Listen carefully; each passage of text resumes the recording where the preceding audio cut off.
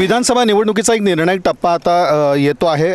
मतदान यासाठी होतं आहे आणि यामध्ये दक्षिण सोलापूर विधानसभा मतदारसंघ हा विशेष चर्चेत आहे.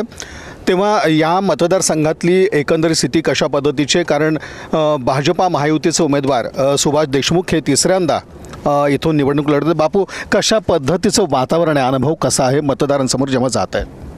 नमस्कार, मी सुभाष देशमुख बोलतो आहे.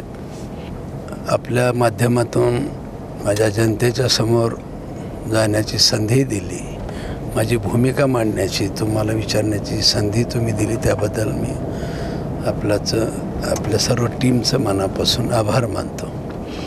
मला असं वाटतं आहे 2014ला केंद्रात बदल झाला, राज्यात बदल झाला आणि मतदारसंघात पण बदल झाला आणि 2014पासून जे काम केलेलं आहे या मतदारसंघामध्ये ते खूप मोठ्या प्रमाणात काम केलेलं आहे. वेगवेगळ्या टाईपचं रस्ते तर पूर्णपणे जवळपास सतत चांगले झालेले आहेत. रस्त्याबरोबर पर्यटनाच्या सोयी असतील, इथलं इरिगेशनचं काम म्हणजे पाटबंधारे विभागाचं काम, सिंचनाखाली क्षेत्र यावं म्हणून केलेलं काम, रोजगार निर्मितीसाठी तरुण मुलाला अर्थसहाय्य करून त्यांना स्वतःच्या पायावर उभारणं, या सगळ्या गोष्टी या मतदारसंघात झाल्या असल्यामुळं केंद्र सरकारचा मोठ्या प्रमाणात निधी इथं आलेला आहे, राज्य सरकारचा मोठ्या प्रमाणात या मतदारसंघात निधी आला आहे आणि लोकांच्या एक विकासाला मत अशी एक भावना आहे.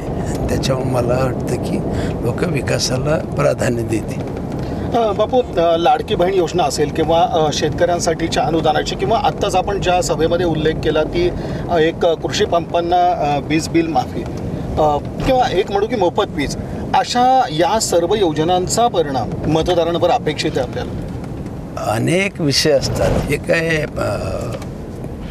वीज बिल माफ आणि पुढं मोफत हे एक सुरुवात आहे, पण ह्याच्या अगोदरपासून 2014 ते 2019पर्यंतची केलेली कामं, त्याच्यानंतर उबाटा सरकार आलं, उबाटा सरकारमधले महाराष्ट्रामधली झालेली अधोगती आणि परत एकदा एकनाथ शिंदेच्या नेतृत्वाखाली 2022च्या नंतर जे सरकार आलं आणि त्यावेळेची कामाचा झपाटा लावलेला होता.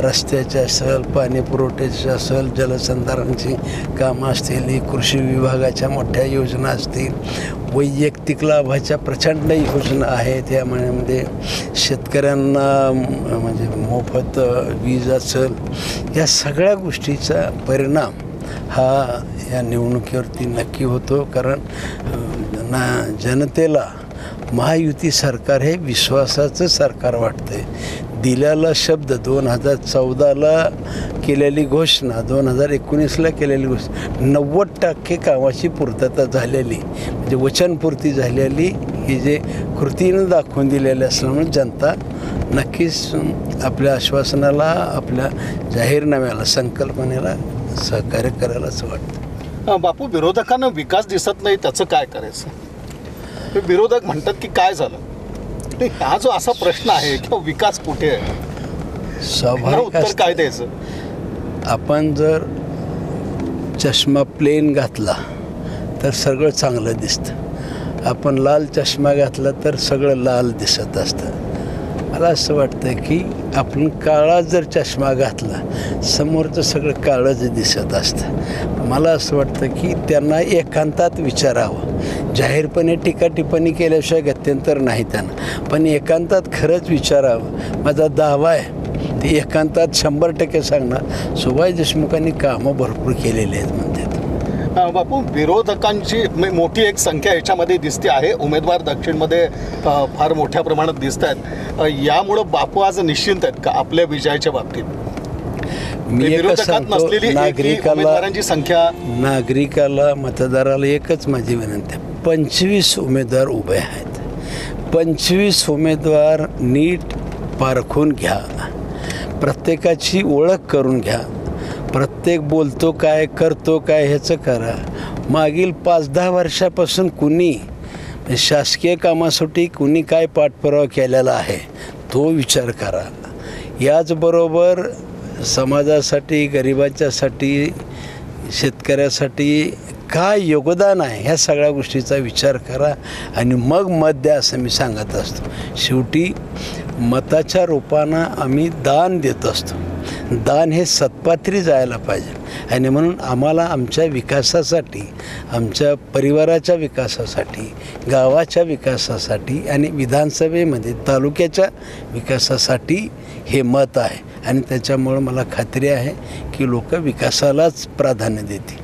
बापू काढादी म्हणतात माझ्यावर अन्याय झाला आणि त्याच्यामुळे मला आता राजकारणात यावं लागतं की माझ्यावर अन्याय होतो, मला राजकारणात येऊन ह्याला सगळ्याला उत्तर द्यायचं आहे. मला असं वाटतं ही भूमिका कुठली कशा पद्धतीची? असं त्यांच्या मनात सूडाची भावना आहे. सूड झालं असेल असं त्यांचं मत आहे. चिमणी पाडलेली आहे. चिमणी वास्तविक भाजपने पाडलेली नसते, सरकारने पाडलेली नसते. हा सुप्रीम कोर्टाचा निर्णय आहे. पण त्यांना ते भास झालेला आहे की भाजप सुभाष देशमुख पाडले आणि बदला ही भूमिका चुकीची असं वाटतं. आपण न्यायानं भांडावं करावं पण बदला घेणार ही भूमिका चुकीची वाटते मला. बापू याचबरोबर एक चित्र असं देखील आहे मतदारसंघाच्या बाबतीमध्ये की सांगली पॅटर्न, सोलापूर पॅटर्न अशी विरोधकांमध्येच कुठंतरी लागलेली दिसते. त्यामुळेही बापू निश्चिंत आहेत का? माहीत नाही मला, पण माझं मत आहे मी माझी कामानं उंची वाढवतो. मी कोणावरही टीका टिप्पणी आजपर्यंत केलेली नाही आणि भविष्यात बी मी करणार नाही टीका टिप्पणी. मी समाजापुढं माझं केलेलं काम हेच मी दाखवणार आहे. माझी उंची वाढवण्याचा प्रयत्न करणार आहे. मी कोणाचे पाय कापायच्या भानगडीत जात नाही. याचबरोबर एक मतदारांना सांगणं कशा पद्धतीचं असेल, खास करून दक्षिण सोलापूर मतदारसंघ आणि त्यातही मला बापू म्हणायचं की आजवर ही जी सगळी कामं झाली यापुढे आपण डोळ्यासमोर तुमच्या कशा पद्धतीचा एक मानस आहे, म्हणजे कोणती गोष्टी आहेत की ज्याच्यावरती फोकस करावंसं वाटतं आता? मला असं वाटतं की पहिल्या टप्प्यामध्ये रस्त्याची कामं करण्याचा प्रयत्न केला. मधल्या 2.5 वर्षामध्ये खूप मोठा सेटबॅक मला बसलेला आहे. खरं म्हणजे 2014 ते 2019च्या काळामध्ये आपण मंद्रुप येथे MIDCला मान्यता घेतली होती, पण दुर्भाग्याने उबाटा सरकारने MIDC रद्द 2014 ते 19ला MIDC मंजूर करून घेतले. त्याच काळात मी वडापूर बॅरेजेसला मान्यता घेतलेली होती, पण दुर्भाग्यानं नंतर उबाटा सरकार आलं. उबाटा सरकारचं काम होतं की वडापूर बॅरेजेसच्या निविदा काढणं अपेक्षित होतं आणि काम सुरू करणं अपेक्षित. दुर्भाग्यानं ते केलं नाही. उबाटा सरकारनं अपेक्षित होतं की MIDCची भूसंपादनाची प्रक्रिया पूर्ण करायला पाहिजे होती. मग शेतकऱ्याच्या काय मागण्या आहेत, काय अपेक्षा आहेत, शेतकऱ्यावर अन्याय होणार नाही, कुणाचीही जमीन बंद म्हणजे असं बळजबरीने घेणार नाही हा विश्वास देऊन ती MIDC चालू करायला पाहिजे होती. उलट ते रद्द केले. मला असं वाटतं ही MIDC चालू करावी लागणार आहे. त्यासाठी रोजगार निर्मिती त्याशिवाय तरुणांची होणार नाही. याचबरोबर आपल्याला सिंचनाखाली ओलिताखाली क्षेत्र मोठ्या प्रमाणात आणावं लागणार आहे. त्यासाठी गेले अनेक वर्षापासून प्रलंबित असलेला आपला जलसेतू जो रेल्वे ब्रिज आहे देगावचा, त्याच्यावरचा जलसेतूचं काम 25 वर्षापासून रखडलेलं होतं. मग ते सगळं काम सुधारित प्रशासकीय मान्यता घेऊन, रेल्वेच्या बैठका घेऊन त्याला मान्यता घेतली. ते ब्रिज पूर्ण झाला. आता ते काम पूर्ण झालं आहे. पुढं आता देगाव कॅनलचं टेंडर काढलेलं आहे. त्या देगावच्या टेंडर झाल्यावर आता पाईपलाईनचं काम आहे. त्याला पैशाची उपलब्धतेची गरज आहे. ते आपल्याला करायचं आहे. आपल्याला देगाव जसं कॅनलचं झाल्यानंतर धुबधुबीपर्यंत आपल्याला काम पूर्ण करायचं आहे. आज सोलापूरमध्ये आपल्या होडगी रस्त्याला, होडगी असेल, इंगळगी असेल, शिरवळ असेल, या परिसरामध्ये साखर कारखाने आणि मोठ्या प्रमाणात सिमेंट फॅक्टरी आहेत. त्याच्यामुळं इथं रस्ता सातत्यानं खराब होतात आणि म्हणून इथं रस्तासुद्धा 250 कोटी रुपयाचं आपण टेंडर काढलेलं आहे. पण हे टेंडर काढून नाही तर पैशाची उपलब्धता करून ते काम पूर्णत्वास घेऊन जावं लागणार आहे. याचबरोबर शहरातलं आसरा पुलाचं काम पूर्ण करायचं, त्याच्या निविदा झालेल्या आहेत. त्याला पाईपलाईन शिफ्ट करायला 13 कोटीची गरज आहे. ते आपल्याला करून घ्यावं लागणार आहे. त्याच्यात सगळ्यात महत्त्वाचं रोजगार निर्मितीसाठी पर्यटनाची कामं मोठ्या प्रमाणात करायला लागलेलं आहे. मग धार्मिक पर्यटन कसं आपल्या ह्या तालुक्यामध्ये करण्याचा प्रयत्न करायचा. कट्टाबाई देवी म्हणून वडकबाळला देवी आहे, तिथं आपण घाट बांधून तिथं लोकाला थोडंसं विरंगुळा केंद्र आपण केलेलं आहे. नागामा देवी म्हणून नांदणीला आहे, त्याच्या बाजूला तलाव आहे, तिथं वन विभागाची जमीन घेऊन तिथं आपण विरंगुळा केंद्र काढून तिथं पिकनिक स्पॉट टाईप केलेला आहे. होडगे येथे साईबाबा मंदिर आहे, तिथं आपल्याला तलाव आहे आणि त्याच ठिकाणी आपण परत तिथं एक विरंगुळा केंद्र पर्यटन स्थळ म्हणून तिथं केलेलं आहे. त्याचा आता दुसरा टप्पा पूर्ण करायचा आहे. सोलापूर शहरामध्ये सिद्धेश्वर वनविहार आहे, त्याला आता आपल्याला 9-9.5 कोटी रुपये मिळालेले आहेत.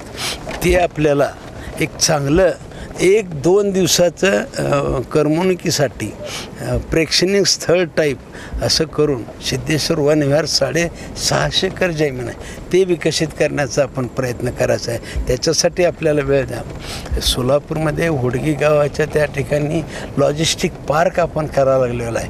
पाटबंधाऱ्याची जमिनीची आता संमती दिली आहे. कलेक्टरनं जमीन 50 एकर प्रस्ताव पाठवला आहे. आता तो प्रस्ताव उद्योगमंत्र्याकडून आपल्याला नितीन गडकरी साहेब पाठवला नाही, तिथं आपण लॉजिस्टिक पार्क करणार आहोत.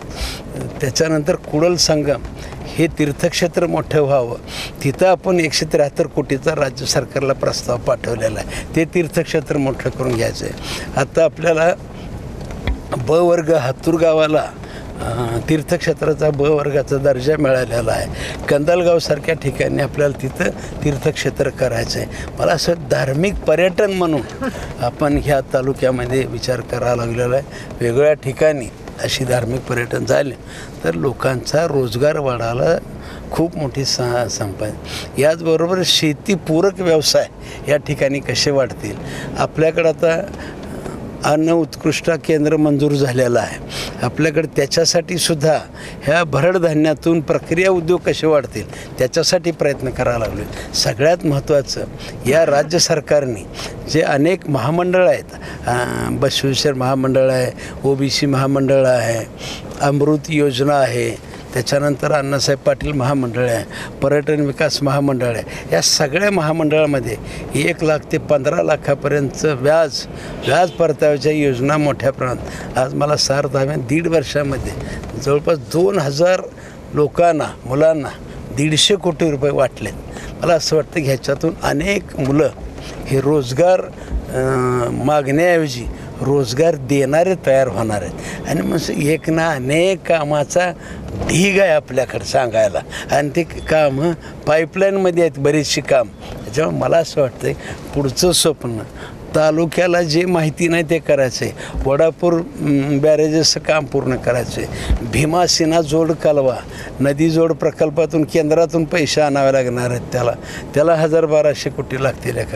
असे एक ना अनेक कामं अजून प्रलंबित हे पाईपलाईनमध्ये आहेत. असे कितीतरी कामं मी मतदारसंघातली सांगू शकतो. त्याच्यामुळे मला असं वाटतं की खूप मोठं विजन घेऊन आपल्याला काम करावं लागणार आहे. एकंदरीत दक्षिण सोलापूर विधानसभा मतदारसंघ पाहिल्यानंतर यामध्ये शहरी भाग देखील येतो आणि महत्त्वाचं म्हणजे दक्षिण सोलापूर तालुका हा मोठ्या प्रमाणात येतो. दोन्हीकडचं म्हणजे खास करून हद्दवाढ भागातले जे प्रश्न आहेत तर त्या संदर्भात सुद्धा जी कामं झाली त्याचा उल्लेख बापू यांनी केला. आणि त्याचबरोबर आता यापुढे जे करायचं की आसरा पुलासकट जे बाकीचे विषय आहेत तर ते देखील येत्या काळामध्ये मार्गी लागतील असं त्यांनी सांगितलं. बापू, आता हॅट्रिक साधताना कशा प्रकारे तुम्ही निश्चिंत आहात? निश्चिंत नाही, काम करत राहायचं असतं. असं हॅट्रिक निश्चिंत आहेत म्हणजे बाकी कुठे काही अन्य उमेदवार काही चिंता असेल पण बापू मात्र निश्चिंत आहेत. निश्चिंत आपलं काम करणं हे काम आहे. मला पार्टी जिकडं जा म्हणून तिकडं लढतोय. 6 वेळा वेगळ्या ठिकाणी लढलेलो आहे. शरद पवारांविरोधात शरदच्या परवा शिंदेसाहेबांच्या विरोधात लढलो आहे. त्याच्यामुळे कुठं जा म्हणाल तिथं जायचं, जे सांगाल ते काम करायचं. हॅट्रिक वगैरे असं नाही, पण आपलं काम करत राहायचं एवढं पक्का आहे. पण यावेळेला बऱ्याच प्रमाणात निश्चिंत म्हणायचं असं तुम्ही म्हणल्यामुळं मी बी म्हणतो. सुभाष देशमुख भाजपचे दक्षिण सोलापूर विधानसभा मतदारसंघातील उमेदवार, तर त्यांच्याशी साधलेला हा संवाद आणि महत्त्वाचं म्हणजे शहरी भागात झालेली विकास कामं आणि त्याचप्रमाणे ग्रामीण भागात अगदी पाण्यासकट मूलभूत सोयीसुविधा या बाबतीत जी कामं भाजपच्या माध्यमातून झाली, जी कामं आमदार म्हणून सुभाष देशमुख यांच्या नेतृत्वाखाली झाली, त्यांच्या पुढाकारातून झाली, त्याचा उल्लेख बापून या ठिकाणी केला. आणि शिवाय येत्या काळामध्ये म्हणजे आता आपण संवाद साधताना एक म्हटलं की निश्चिंत आहात, कारण आपल्याला असं दिसतं एकंदरीत की या विधानसभा मतदारसंघामध्ये विरोधी पक्षाचे जे म्हणू आपण अनेक उमेदवार आहेत आणि एक मोठी मतविभागणी यामध्ये दिसते, त्यामुळे काहीसा निश्चिंतपणा आपल्याला दिसून येतो त्यांच्या बाबतीमध्ये.